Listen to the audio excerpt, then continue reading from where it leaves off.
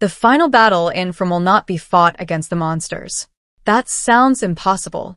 After everything we've watched, after every night of terror, every body left on the road, every talisman hanging on a wall, the monsters seem like the obvious final enemy.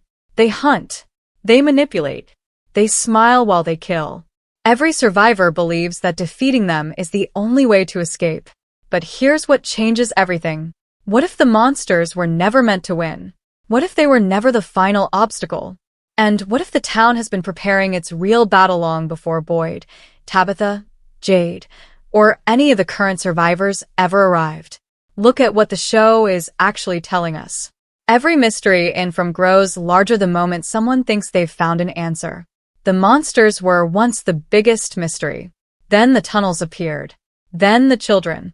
Then the boy in white. Then the music box. Then Martin. Then the ruins. Then time itself stopped behaving normally. Every season follows the same pattern. The monsters become less important. The deeper mystery becomes more important. That isn't accidental. It's a roadmap. The writers are quietly moving our attention away from the creatures because they want us looking somewhere else. The monsters create fear, but something else creates the monsters. Those are two completely different enemies. And that changes everything we think the ending will be. Think about every major discovery Boyd has made. Did any of them actually explain the monsters? No. Instead, each discovery exposed an even older layer of the town. Martin wasn't talking about monsters. The chained prisoners weren't talking about monsters. The strange ruins weren't built by monsters. The boy in white isn't warning people about monsters. Even the mysterious children seem connected to something much older than the creatures walking outside at night. This is the detail everyone missed. Whenever the story reaches its biggest moments, the monsters almost disappear from the conversation. Why? Because they're not the center of the mythology. They're only the most visible symptom. Imagine walking into a burning house. You could spend hours fighting the smoke. But the smoke isn't the real problem. The fire is. The monsters are the smoke. The real enemy is still burning somewhere beneath the surface. And this is where it gets darker. The town behaves less like a prison and more like a machine. It reacts. It adapts. It learns. Every time the survivors gain knowledge, the town changes the rules. New visions appear. New locations reveal themselves. Old paths stop working. Time begins to fracture. People experience memories that don't belong to them. Dreams become warnings. Reality begins bending around whoever gets closest to the truth. That isn't normal supernatural behavior. That's intelligent behavior. It's almost as if something invisible is watching every move, learning from every mistake, adjusting every challenge. If that's true, then the monsters aren't making decisions. Something else is. Ask yourself one dangerous question. Have we ever actually seen the monsters creating the town? No. Have we seen them controlling the weather? No. Have we seen them creating visions? No. Have we seen them manipulating time? Again, no. Those abilities belong to something much bigger. The creatures only hunt. Something else designs the hunt. That difference matters. Because hunters can be defeated. Designers are much harder to stop. Now think about Jade. Everyone believes Jade is trying to solve a mystery. But what mystery? The symbols? The visions? The numbers? The strange connections between people who lived decades apart? Notice how none of Jade's biggest discoveries actually help anyone survive the monsters. Instead, they reveal the architecture behind the town itself. Almost every clue Jade uncovers points toward whoever built this impossible place, not whoever walks through it at night. Boyd follows survival. Jade follows truth. And those paths are slowly leading to different destinations. That's not the real mystery. The real mystery is why the town wants certain people asking certain questions. Because the town doesn't stop Jade. It feeds him clues. It doesn't stop Tabitha. It leads her toward impossible discoveries. It doesn't stop Victor. It keeps him alive for decades. Why preserve these people? Why not simply let the monsters kill them? Unless they are needed. Every major survivor seems to have a role that existed before they arrived. Victor remembers. Boyd leads. Tabitha sees. Jade decodes. Ethan understands stories. Julie experiences things that shouldn't even be possible. None of those roles feel random anymore. They feel assigned. Almost like chess pieces placed on a board long before the game began. And if there are pieces, then someone is playing. That's a terrifying thought. Because it means every death, every escape attempt, every miracle, and every impossible coincidence may have been part of a much larger design. The monsters think they're hunting people. But what if they're just moving exactly where they're supposed to move? What if they're guards instead of conquerors? What if their only purpose is keeping humanity away from something buried far deeper beneath the town? Because if that's true, then killing every monster wouldn't end the nightmare. It would only open the final door.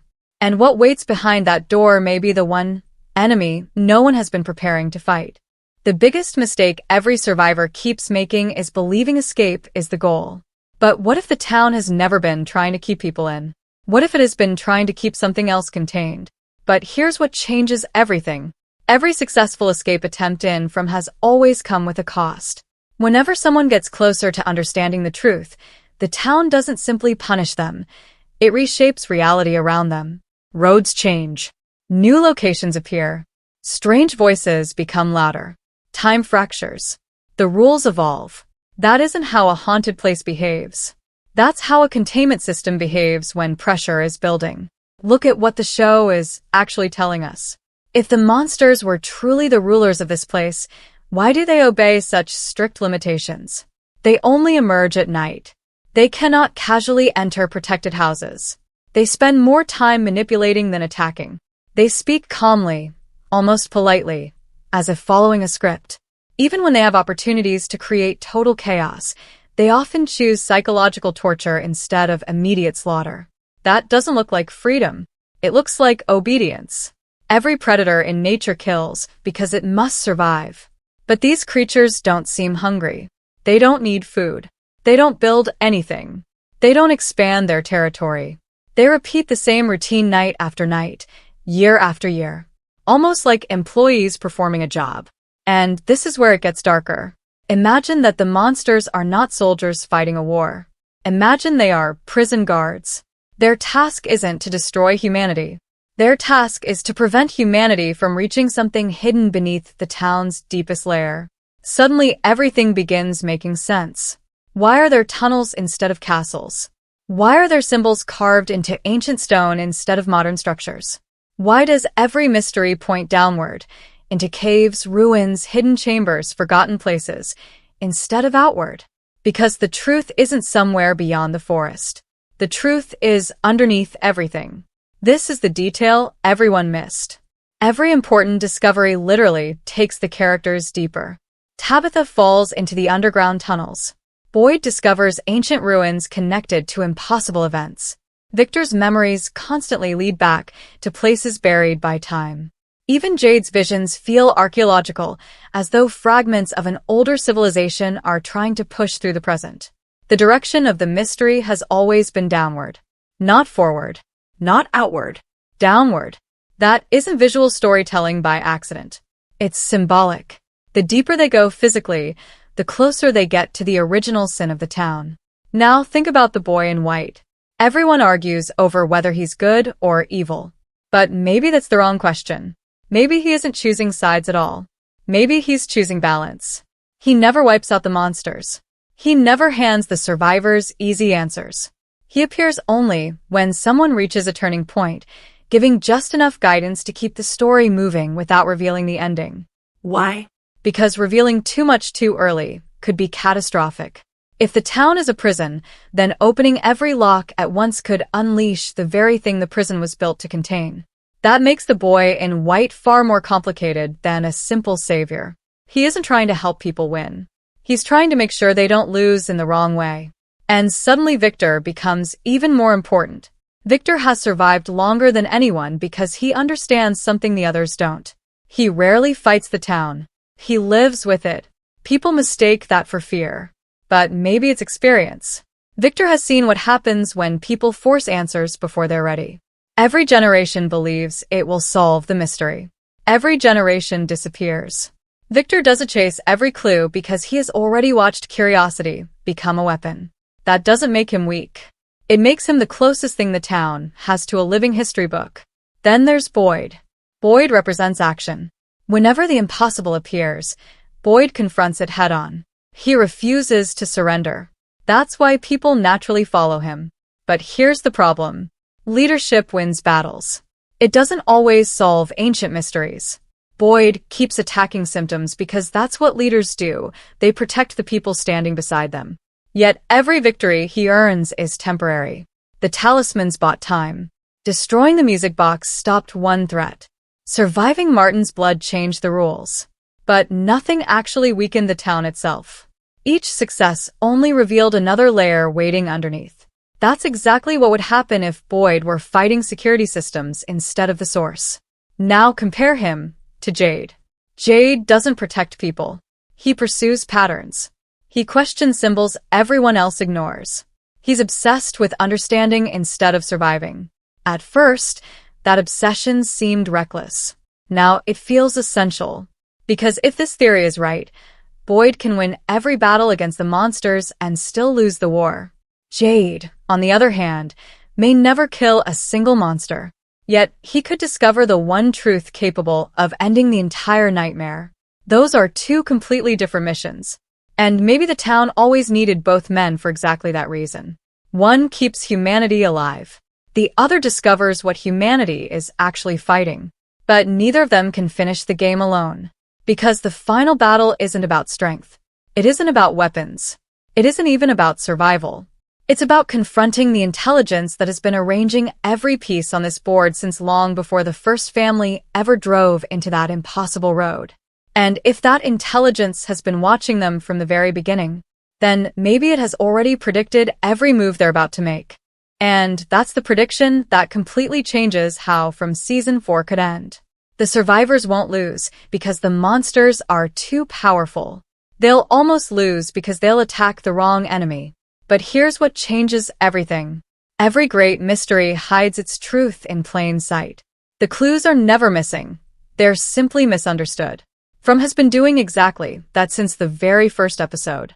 We were taught to fear the smiling creatures outside the windows, while something much older remained almost invisible. The monsters demanded our attention. The real force behind the town stayed in the shadows. That's not coincidence. That's misdirection. Think about every major turning point in the series. None of them happened because someone defeated a monster. They happened because someone discovered knowledge they weren't supposed to have. Tabitha found places that shouldn't exist. Jade uncovered symbols that connected different generations. Boyd encountered forces beyond simple life and death. Julie experienced events that challenged the normal flow of time. Victor remembered things everyone else had forgotten. Knowledge has always changed the game more than violence. That is the pattern. And patterns are how From tells its biggest truths. This is the detail everyone missed. The town doesn't react most aggressively when someone kills a creature. It reacts when someone gets too close to understanding it. That's why visions intensify. That's why impossible coincidences begin stacking together. That's why reality itself seems to bend. It's almost as if the town isn't defending the monsters. It's defending a secret. And this is where it gets darker.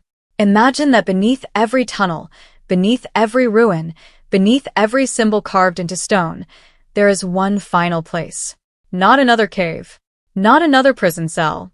But the origin of the entire cycle.